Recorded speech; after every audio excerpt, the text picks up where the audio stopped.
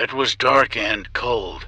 The wind whistled through the windows and the rain pounded on the roof.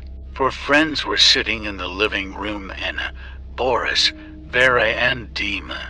They decided to spend the evening playing Truth or Dare. Each of them asked questions or tasks for the others, and those who did not want to answer or perform had to drink a glass of water with lemon. "All right," said Dima. "It's my turn, Anna. Truth or action?" "It's true," Anna replied. "Then tell me, do you believe in demons?" "Demons?" Anna was surprised. "No, of course not. These are fairy tales for children." "But I do," said Dima. "And do you know why?" "Because I'm one of them myself." Everyone laughed. Dima was known for his sense of humor and liked to joke about various topics. Yes, Boris said. "And you came here to eat us, didn't you?" "Not really," said Dima. "I came here to offer you a deal. You can ask me any question, and I will answer the truth. But if you don't guess who I really am, then I will take your souls." Everyone laughed again. Dima played his role perfectly. He made a serious face and looked at them with piercing eyes. "Well, do you agree?" he asked. "Of course," Vera said. "It's interesting. Let's get started. I'm asking the first question. How did you become a demon?" "I became a demon when I was 10 years old," Dima replied. "I was living in an orphanage, and one night a man in a black raincoat came to me. He said that he was my father and that he wanted to take me with him. I agreed, and he took me to the basement. There he performed a ritual on me in which he cut out my heart and replaced it with a stone. I've been a demon ever since." Everyone fell silent. Dima's story was creepy, but at the same time funny. They couldn't believe he'd come up with such a thing. "Haha," Boris said. "You're telling a good story, but this is not true. You're not a demon. You're just Dima. We have known you since childhood, and you have never lived in an orphanage." "Or maybe I lied to you about all this," said Dima. "Maybe I'm just good at pretending that I'm your friend. Maybe I've always been a demon, and I've been waiting in the wings to ruin you." "Come on," Anna said. "Stop scaring us. Let's get on with the game. Boris, it's your turn." "Truth or Dare, action," Boris said. "Then do something scary," Anna said. "All right," Boris said. "I'll do something terrible. I'm going to the bathroom." Everyone laughed again. Boris got up and went to the toilet. He was not there for long, and soon returned. "Well, how is it?" Vera asked. "Aren't you scared?" "No," Boris said. "There's nothing terrible there, only Dima." "How is Dima?" the others asked. "Yes, Dima," Boris said. "He's sitting there on the floor, with his heart ripped out in his hand. And he's dead." Everyone froze. They couldn't believe their ears. They looked at Dima, who was sitting next to them and smiling. "What?" he asked. "Have you guessed who I really am?" Everyone looked in horror at Dima, who was sitting next to them and smiling. They couldn't figure out what was going on. How could he be alive and dead at the same time? Who is he really, and what is he going to do with them? "What have you done?" Anna asked, trembling with fear. "I didn't do anything," Dima replied. "I just showed you the truth. I am indeed a demon, and I have come here to take your souls. You didn't guess who I really am, and now you're mine." "But that's impossible," Boris said. "You can't be a demon. You're our friend. We've known you since you were a kid. You've always been kind and funny. You can't be that angry." "Or maybe you don't know me as well as you think," said Dima. "Maybe I've always been angry and just hid it from you. Maybe I've always hated you and waited in the wings to destroy you." "I don't believe it," Vera said. "You can't hate us. We haven't done anything wrong to you.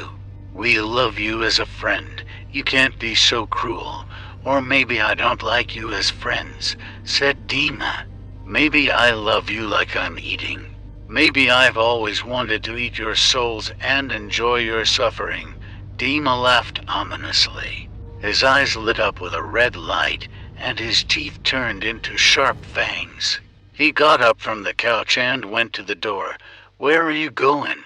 Anna asked, trying to hold back her tears. I'm going to close the door, Dima replied. I don't want anyone to interrupt you. I want you to be mine alone.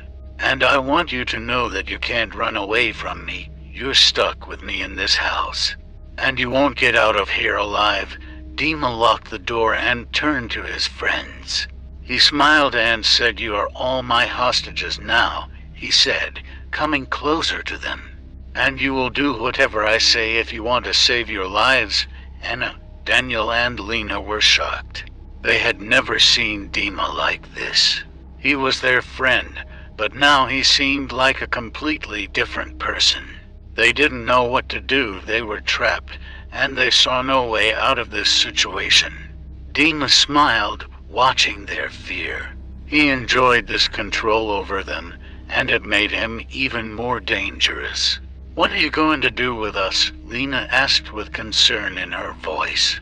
I decided it was better for you to stay here, in my company, Dima replied. You will be my slaves, and I will do with you whatever I want. They were terrified. They didn't know how they could avoid this situation. Dima was unrecognizable and dangerous, and they understood that their lives now depended on his decisions. And suddenly, a mysterious woman in a black cloak entered the room. She looked at Dima with an otherworldly look and said, You've turned into an empty shadow of who you used to be. You got lost on the way to the light, and now you serve the darkness. But you have a choice. You can return to humanity and ask for forgiveness for your crimes. Otherwise, you will be eternally banished to the abyss. Dima looked at her, his eyes slowly losing their red hue and returning to their usual appearance. His face expressed confusion and sadness. He began to realize what he had done. At that very moment, he was pitied. Everyone was waiting, but suddenly there was a terrible roar. Everyone in the room felt the fear filled with impure energy. A gust swept through the room and tore out windows and doors like a forest wind. A sharp chill froze the blood in my veins. And with the claws of an unearthly force, intricate symbols were engraved on the walls. The lights went out, leaving them in total darkness, and a merciless, sinister giggle followed. Jefferson couldn't believe his luck when he found out that he had won a free tour to Europe. It was his old dream, but he never expected it to come true so suddenly. He could hardly keep from laughing when he left the tour agency, holding a ticket in his hands. The journey began in Paris, where Jefferson managed to see the Eiffel Tower and the Louvre. Then he went to Rome, where he visited the Colosseum and tasted real Italian pizza. But the real adventure began when he arrived in Spain. In Spain, Jefferson managed to get to know the locals and taste the local cuisine.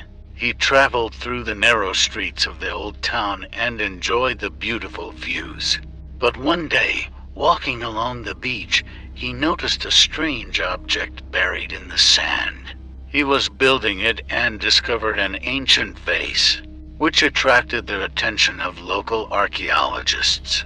Soon Jefferson was invited to join the excavation, and he agreed. Together with a team of archaeologists, he began to study ancient artifacts that were discovered underground. Their work was very exciting, and Jefferson began to forget about everything else. But when they began to approach the most interesting find, something incredible happened. When the team of archaeologists got close to the most interesting find, it suddenly turned out that an ancient treasure map was hidden in the vase that Jefferson found. It was a stunning discovery that thrilled all the team members. The map led to an ancient pirate treasure, which was supposed to be hidden on a nearby island.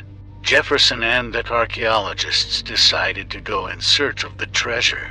They rented a small boat and went on a trip. The voyage was not easy, but in the end they reached the island. Following the instructions on the map, they had to overcome many difficulties on the island, but finally they found a place where, according to the map, the treasure was supposed to be hidden. And so, when they began to dig the ground, an ancient treasure chest was discovered. It was full of gold coins, jewelry, and ancient artifacts. Jefferson and his team were delighted with this amazing find. However, when they were ready to return to the mainland, their boat disappeared. They realized that they were trapped and remained on the island with no way to contact the outside world. How will they manage to get out of here, and what will they have to overcome on their way? To be continued.